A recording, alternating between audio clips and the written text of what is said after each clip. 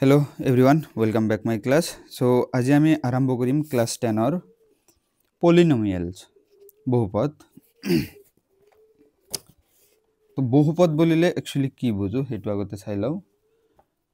ধৰা ax square plus bx plus c।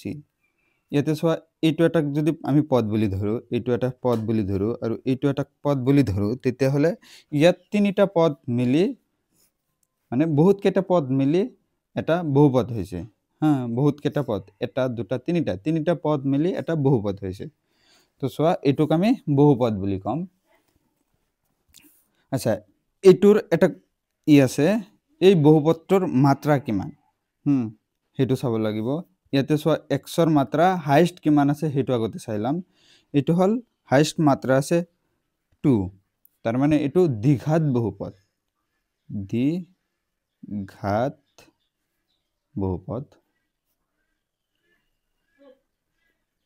দ্বিঘাত বহুপদ।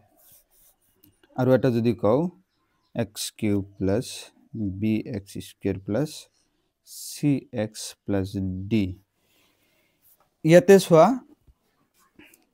ইয়াতে আছে xৰ হাইয়েস্ট ঘাত মানে পাওয়াৰ 3 আছে, এটু কয় ত্ৰিঘাত বহুপদ। ত্ৰিঘাত বহুপদ, ত্ৰিঘাত বহুপদ।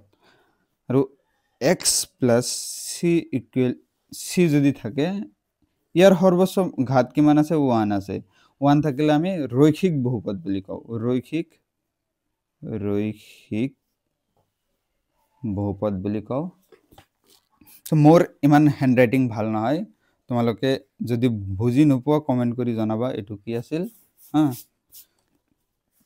এতিয়া সোয়া আৰু এটা ফর্মুলা পঢ়ি লও, শিকি লও। ax square plus bx plus c, এটু হল x স্কয়ারের হহক, x স্কয়ারের হহক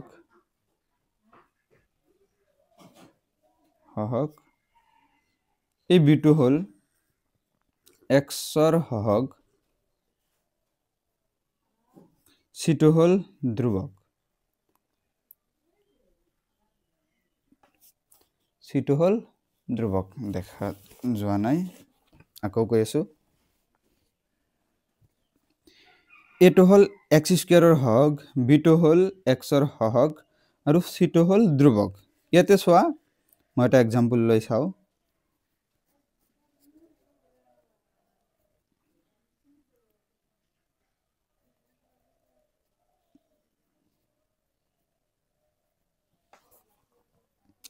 এতিয়া সোয়া এই x স্কয়ারের লগত মানে একো নাই, মানে এটা 1 আছে, এটা 1 ইনটু হৈ আছে। এইটোৱে হল x স্কয়াৰেৰ হহক, ইয়াতে 1 হ'ব। এতিয়া সোয়া x ৰ লগত কি আছে, x ৰ লগত 2 আছে, এইটো হল x ৰ হহক 2 আৰু এই 5 টো হল ধ্ৰুবক। এই 5 টো হল ধ্ৰুবক। তো ইয়াৰ পৰা এটা ফৰ্মুলা, যদি আমি দ্বিঘাত বহুপদটো মানে সমাধান কৰো, সমাধান কৰাৰ পিছত দুটা মানে মান পাম। কেইটা মান পাম? দুটা মান পাম। মান দুটাক যদি আমি ধৰি লও, এটা আলফা আৰু এটা বিটা, যদি কোনোবাই বুজি নোপোৱা আৰু এই মান দুটাক আমি শূন্য বা মূল বুলি কও, শূন্য বা মূল বুলিও কও, শূন্য বা মূল বুলিও কও।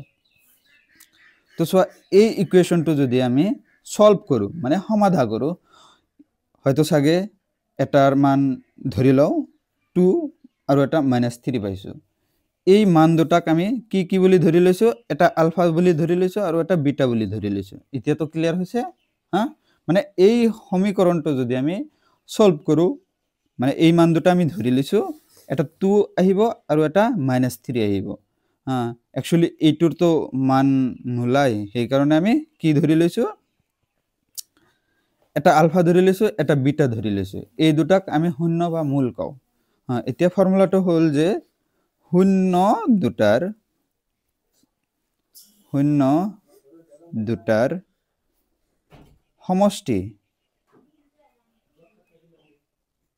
সমষ্টি ইকুৱেল টু মাইনাছ এক্স স্কুৱেৰৰ হহগ ডিভাইডেড বাই আচ্ছা মাইনাছ এক্সৰ হহগ সৰি আৰ তলত আহিব ডিভাইডেড এক্স স্কুৱেৰৰ হহগ এটা গ'ল এটুক আমি যদি শৰ্টকাট লিখিব খুজো শূন্য দুটা কি আছিল আমি ধৰি লৈছিলো আলফা আৰু বিটা তেতিয়াহলে শূন্য দুটাৰ সমষ্টি মানে শূন্য দুটাৰ যোগ ইকুৱেল টু এইটো সাপেক্ষে লৈছিলো হা এই সমীকৰণ সাপেক্ষে লৈছিলো মাইনাস টু ফৰ্মুলাৰ মাইনাস এক্সৰ হক কি আছে বি আছে এক্সৰ হক কি আছে মাইনাস টু ফৰ্মুলাৰ মাইনাস বি আছে এক্সৰ হক আৰু কি আছে এক্স স্কয়াৰৰ হক কি আছে এ আছে এটো আমাৰ শৰ্ট ফৰ্ম হয় ফৰ্মুলাটোৰ আৰু নেক্সট আৰু এটা আছে শূন্য দুটাৰ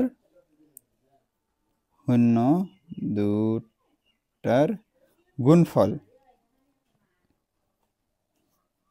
শূন্য দুটাৰ গুণফল ইকুৱেল টু ধ্ৰুৱক ডিভাইডেড বাই এক্স স্কয়াৰৰ হহগ শূন্য দুটা কি আছিল আলফা আৰু বিটা আছিল সো ইয়াতে শূন্য দুটাৰ মানে গুণফল মানে পূৰণ alpha into beta equal to ধ্ৰুৱক পদ কি আছিল ইয়াতে ধ্ৰুৱক পদ আছিল চি ডিভাইডেড বাই এক্স স্কয়াৰৰ হক কি এ এইখিনি হল আমাৰ কনসেপ্ট সো আমি এটা এক্সাম্পল মানে অঙ্ক কৰি চাও 2.2 তো তলত দ্বিঘাত বহুপদ শূন্য উলিওৱা আৰু এই শূন্যবোৰৰ আৰু হহগবোৰৰ মাজৰ সম্পৰ্ক সত্যাপন কৰা সো আগতে যিকোনো মানে দ্বিঘাত বহুপদৰ আমি মূল দুটা বা শূন্য দুটা উলিয়াই লম উলিওৱাৰ পিছত এই দুটা ফৰ্মুলা শিকিলো এই ফৰ্মুলাৰ সহায়েৰে আমি মাজৰ সম্পৰ্কবোৰ সত্যাপন কৰিম সো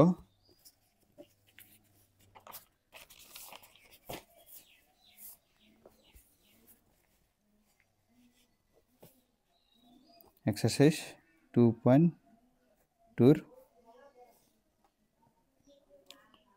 1 or 1 number 2 কি আছিল x square minus 2x minus 8 এটুক আগতে আমি উৎপাদক বিশ্লেষণৰে কি কৰিম মূল দুটা উলিয়াই লম x স্কয়াৰৰ হক কি আছে একো নাই মানে 1 আছে 1 টো আমি বাহিৰত উলাই লম আৰু ধ্ৰুৱক পদটো কি আছে 8 আছে 8 টো আমি বাহিৰত উলিয়াই লম উলিয়াই কেনে মাল্টিপল কৰিম কিমান আহিব 8 আহিব এতিয়া চোৱা এই 8 ক এনেকুৱাকৈ ভাঙিম যাতে -2 বনাব পাৰো কি বনাব পাৰো -2 বনাব পাৰো এতিয়া চোৱা 8 ক যদি আমি 2 ৰে হৰণ কৰো 4 আহিব 4 ক যদি আমি 2 ৰে হৰণ কৰো 2 আহিব এতিয়া চোৱা 2 * 2 মাল্টিপল কৰি যদি আমি ইয়াৰ পৰা যোগ বিয়োগ কৰো -4 ৰ পৰা যদি আমি +2 কৰো তেনেহলে কি আহিব -2 আহিব আমি -2 পাম এতিয়া চোৱা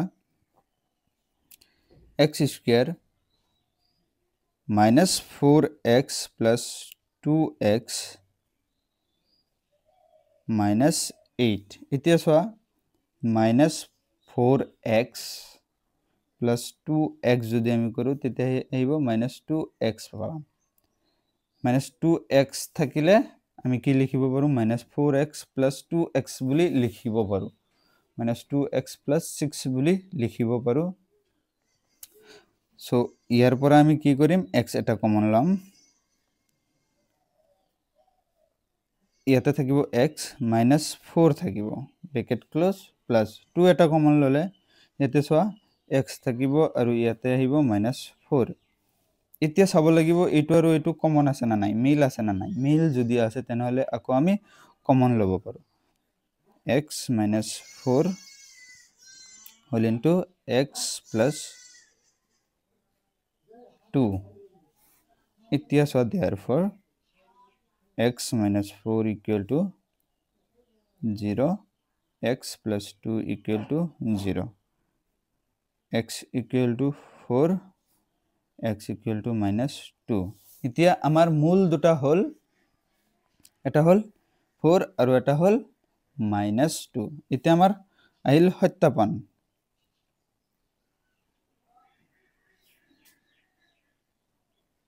সত্যাপন এতিয়া আহিল আমাৰ সত্যাপন। মূল দুটাৰ সমষ্টি, শূন্য দুটাৰ সমষ্টি বা মূল দুটাৰ সমষ্টি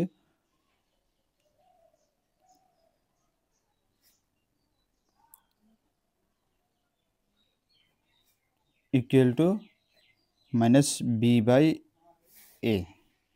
শূন্য দুটা কি আছে, এটা আছে -2 আৰু এটা আছে 4, যোগ কৰি দিলো। এতিয়া চোৱা a minus b আমি ইয়াৰ পৰা উলিয়াম, মানে b হল x স্কয়াৰৰ হক 17 মাইনাস ৰাখি দিলো -2, b ৰ মান -2, a ইয়াতে 1, a ইয়াতে 1।